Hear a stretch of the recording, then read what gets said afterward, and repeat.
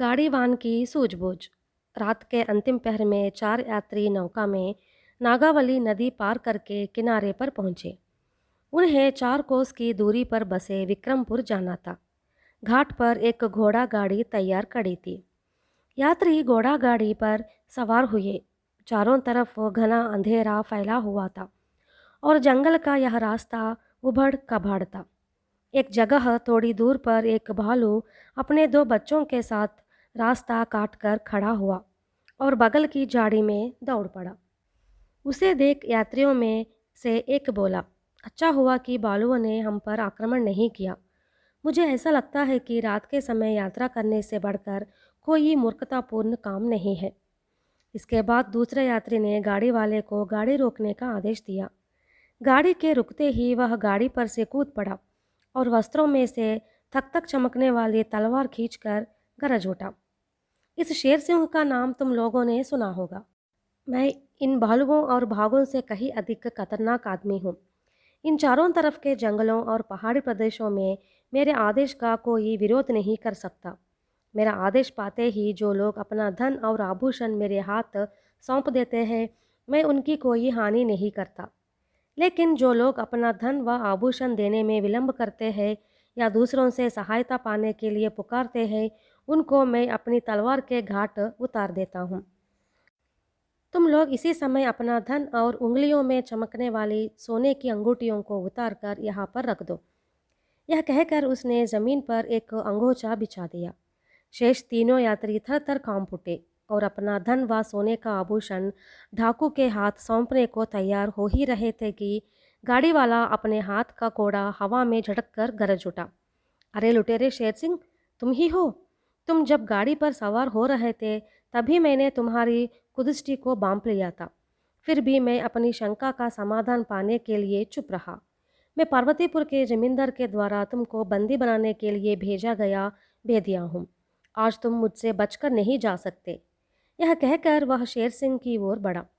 बेदिए का नाम सुनते ही डाकू घबरा गया और थर थर कांप उठा।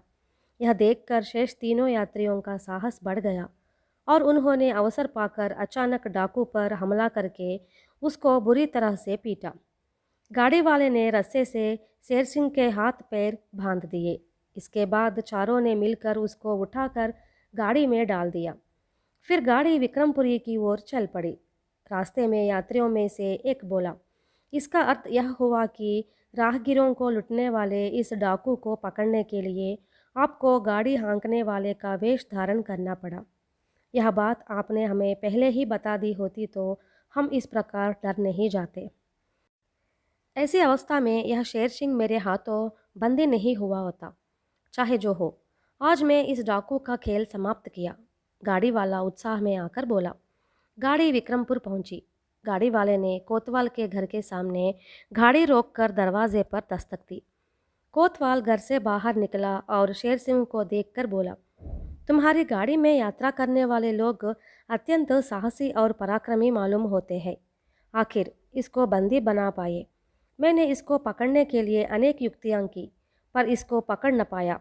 मुझे तुम लोगों की वीरता से बड़ी प्रसन्नता हुई। कोतवाल के मुंह से यह बात सुनते ही यात्री तपक से बोले, हुजूर, इस डाकू को पकड़ने की हिम्मत हमारे अंदर कहाँ है? गाड़ी वाले के रूप में रहने वाले पार्वतीपुर के जमींदार के बेदिए ने पहले इसको डराया। तब हमारी हिम्मत बंध गई और हम शेर सिंह पर टूट पड़े।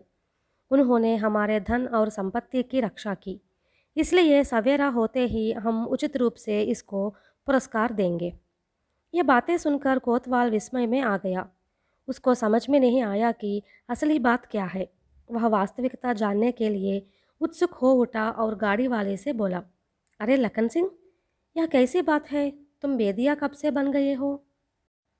इस पर गाड़ी वाले ने सारा वृत्तांत कोतवाल को सुनाया और कहा, हुजूर, हम 4 लोग थे। चाहे कोई बड़ा ही दुष्ट डाकू या लुटेरा क्यों न हो, ये को बंदी न बना सकना हमारे लिए लज्जा की बात है ना। इसलिए मैंने भेदिया का नाटक रचा। अब इस डाकू को तो पता नहीं था कि मैं कौन हूँ। घबराहट में वह मेरी बात को सच मानकर मुझे भेदिया समझ बैठा। बस यह अवसर पाकर हमने तुरंत इसको बंदी बना लिया। कोतवाल ने गाड़ी वाले लखन सिंह की युक्ति की बड़ी प्रशंसा की। यह समाचार सुनकर पार्वतीपुर के जमींदार ने दूसरे दिन भरी सभा में लखन सिंह की सामयिक सूझबूझ और हिम्मत की प्रशंसा की और उसे बहुमूल्य पुरस्कार देकर उसका सम्मान किया।